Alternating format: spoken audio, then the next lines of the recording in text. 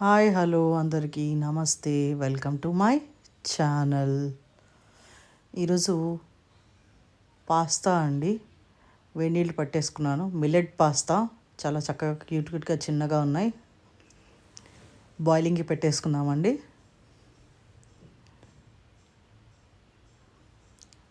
కొంచెం సాల్ట్ వేస్తున్నాను. అండ్ అంటుకోకుండా ఒకదానికి ఒకటి అంటుకోకుండా మనం ఆయిల్ డ్రాప్స్ వేస్తున్నాం. వెజిటబుల్స్ చూద్దామండి. క్యాప్సికమ్, ఆనియన్, వెల్లుల్లిపాయ, ధనియా, బటర్ అండి, ఇంట్లో బటర్ అది, చీజ్ అండి, గ్రేట్ చేసేసి పెట్టుకున్నాను, pepper, oregano, chilli flakes, oil అండి పాస్తా మీద డ్రిజిల్ చేసుకోవడానికి కోసం. పానం పెట్టేసుకున్నానండి. ఇది హోమ్ బటర్ అన్సాల్టెడ్ అండి. సాల్ట్ కొంచెం మనం వేసుకోవాలి. మార్కెట్ అయితే కనుక మీకు సాల్ట్ వేసుకోవాల్సిన అవసరం కూడా ఉండదు. వెల్లుల్లిపాయ వేసేసుకుందాం. వెల్లుల్లిపాయ వేసుకుని సాటే చేసుకుందామండి.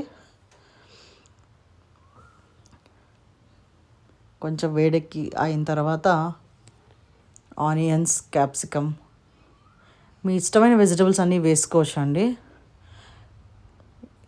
పాస్తాలో ఇంకా క్యారెట్, బ్రోకలీ, ఆలివ్స్, మష్రూమ్స్ ఇవన్నీ కూడా వేస్తారు.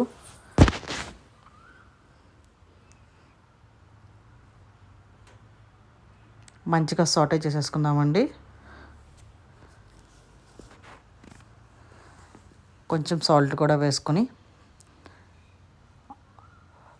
పెప్పర్, ఆరిగానో, చిల్లీ ఫ్లేక్స్ ఇక్కడ నేను ఎక్కువ వాడుతున్నానండి. కొంచెం మరీ అంత క్రీమీగా కాకుండా కొంచెం స్పైసీగా తిందామని. మీ మీ ఇంట్లో వాళ్ళ టేస్ట్ బట్టి మీరు చిన్నవాళ్ళు పెద్దవాళ్ళని బట్టి చూసుకొని చక్కగా వేసుకోవచ్చు. బాయిల్ అవుతుందండి పాస్తా మంచిగా.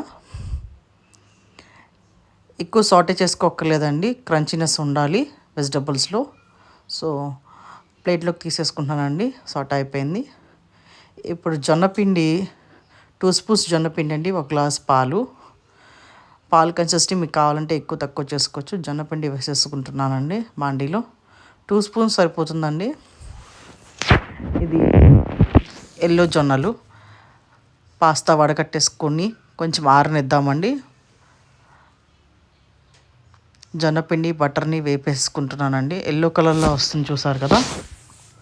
మైదా కాదు కాబట్టి పాలు పోసేసుకుందామండి. లమ్స్ లేకుండా కలిపేసేసుకుందాం.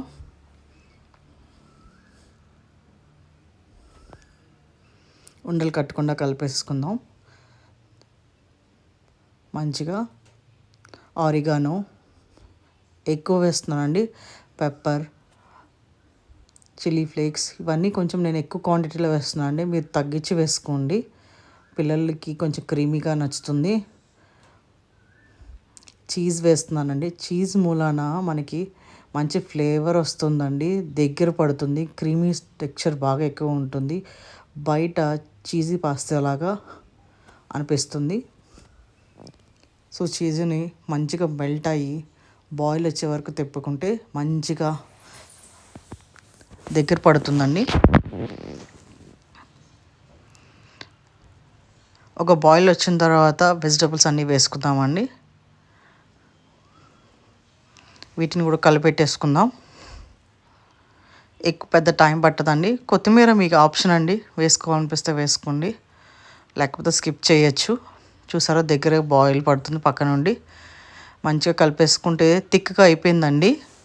దీన్ని ఇంకా థిక్గా చేసుకోవాలంటే కొంచెం బాయిల్ చేసుకోవచ్చు. లేదు అంటే కనుక పాస్తాలో ఉన్న వాటర్ పోస్తున్నానండి నేను. అలా వాటర్ పోస్తే కొంచెం పల్స్గా అవుతుంది. ఇప్పుడు పాస్తా కూడా వేసేద్దామండి.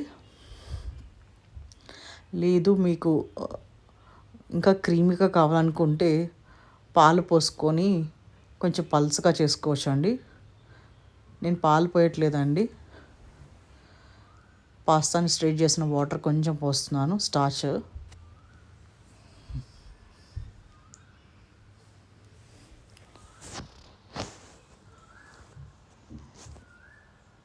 మీ టేస్ట్ని బట్టి దగ్గరికి చేసుకోవచ్చు, లేదా పల్స్గా కూడా ఉంచుకోవచ్చు అండి. చూడండి దగ్గరగా చేసేటట్టు కొంచెం అడ్జస్ట్ చేస్తున్నానండి వాటర్ పోసి. పాస్తా రెడీ అయిపోయిందండి. ఒక్క 2 మినిట్స్ బాయిల్ అయితే సరిపోతుంది. పాస్తా రెడీ అండి. సర్వ్ చేసేసుకుందాం ప్లేట్లోకి. సో పొట్ట సేఫ్గా జంక్ ఫుడ్ తింటున్నామని ఫీలింగ్ లేకుండా హ్యాపీగా బయట లాంటి పాస్తాని ఎంజాయ్ చేయొచ్చు. నో మైదా. సో మిల్లెట్ పాస్తా రెడీ అండి. తప్పక ట్రై చేయండి. Thank you.